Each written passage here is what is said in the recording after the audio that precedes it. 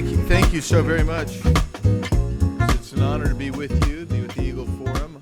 I met my wife through the Eagle Forum. I don't tell that to too many people, okay? Just so you know.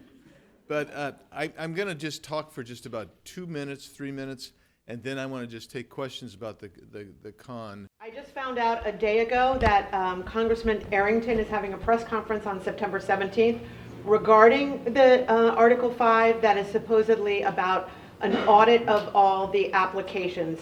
That it's unclear whether it was Judiciary or another committee. Have you heard anything about this?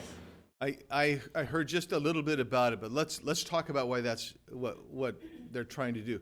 Here's the asinine part about it. When you read Article 5, there is no requirement that any of these state applications be consistent with any other state application. It is simply when you get the requisite number of states making the application, and now, by the way, every state has made at least one application, then the Congress is supposed to open an Article 5, which is a bit of a problem because the way I read Article 5 of the Constitution and the founders, there is no requirement that they all say this is what the amendment we seek. They can and literally there are probably more than 10,000 applications that have been filed.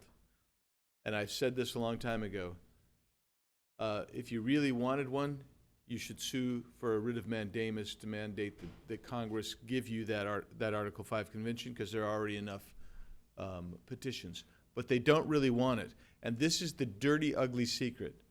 There are people who lead these organizations who have come after me, and there's one right now who's after me, and they've said, we don't think that there will really be a constitutional convention. If we did, we would not support it because we are afraid like you are. But they are grifting on this issue. They're grifting on this issue, and so. What I mean is they're making money on this issue. Democrats that also want a convention because they want to kill the Second Amendment. They want to make abortion a federal constitutionally recognized right. There is no way to limit the convention in a call. The last time you had a convention anywhere like this was in 1787, and guess what? They tried to limit it in the call. And then we ended up with the Constitution we have today, which I believe was inspired by God, but nonetheless, it was in violation of the call of the Confederation at the time. So, would you describe how the delegates are chosen? Yes. So the delegates are chosen.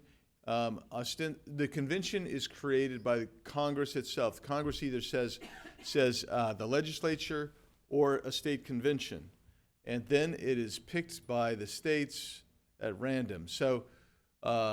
If the Congress were to say the states will have conventions, those conventions in and of themselves, and this I'm talking about ratification process at this point, those conventions in of themselves will be selected by the states, and even in the red states, I don't trust that. But I mean, prior to that, where they're coming to the convention. Oh, the national convention, yeah. Yeah, that's also going to be delegated as well, and we don't have the control. Nobody has the control over that. So how do you do it? That's what we can't even figure out. If they're going to call one, yeah. My state put in this stupid law about terrible people who will go, and our people. In support of terrible people who will go, yes. Yes. Yeah. So. Her state is Texas. Oh, yes, and I'm sorry. We tried not to pull our expiration. So if you read the Article 5, there is nothing in there that tells you who the delegates are going to be to this national convention, right? And that means that if you think that the national leaders of either party are going to let great people come in and get together and craft a very limited amendment over a short period of time in a closed convention, so where that you don't have social media knowing every thought and whim of or every argument. Can you imagine It's not going to happen. Can you imagine if the first Constitutional Convention would have taken place with social media? Alexander Hamilton stood up and basically advocated for monarchy in that convention. He would have been tarred and feathered had they known. But they had agreed that they would not tell. And so he could come in with impunity, kind of make this argument for a monarchy that James Madison said it was heard with much attention and no approbation. And that's really what happens. But you're going to have delegates that are owned by every uniparty. So you're going to have your big pharma delegate. You're going to have your neocon delegates. You're going to have all of these people are going to be there, and that's why in my book I said the most natural place for such a disparate group of people with the circus-like atmosphere that it will surely be Las Vegas. I mean, that's really probably where it should take place, because there's going to be betting on it. There's no doubt. Okay, let's go. One more question. Yes. So where can I read the quote and print it out that you made the statement that nobody really wants that, and who made that statement? The opposite side, they don't really want a convention. Because they were private conversations, I've never revealed who they are, but all I can tell you very comfortably is take a look at who's leading the largest of the organizations. And so I'm thinking, like, you've got convention of states organizations and stuff like this. And here's the crazy thing about it. I was at Harvard, and we were debating this, and the guy that had invited me to come there actually took my position, but a couple of years later he was making money representing and working for one of these organizations, advocating for a convention. That's why I say it's a grift. And so I went up to him and said, "What the heck? 2 years ago you were rational, you're irrational and crazy and bought now." And he said, "Andy, if I ever thought that you're going to have a convention, I would never have taken this gig." Well, so he's lying to somebody.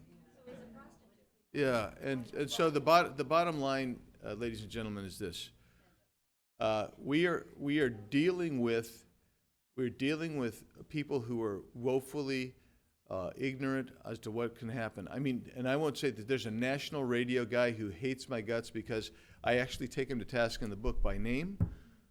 He's written a book on this subject, and quite frankly, I can't remember how many, he wanted 12 amendments, and then about 3 weeks after his book was published, he said, "I thought of 3 more." That's the point. You open it up, it doesn't stop, and next thing you know, you have a Constitution that has been emasculated. It is not our Constitution any longer. It is a woefully authoritarian Constitution. That's what will happen. We need to talk about rescission. Oh, yeah. California just rescinded all 7 of ours, and this was the most phenomenal thing because the man that supported that legislation is the most liberal, Mr. Weiner, and yet he is the one that led the battle, unanimously voted, so we now have all applications rescinded. And I just wondered how many in total we have, if you know that. Had that have been rescinded?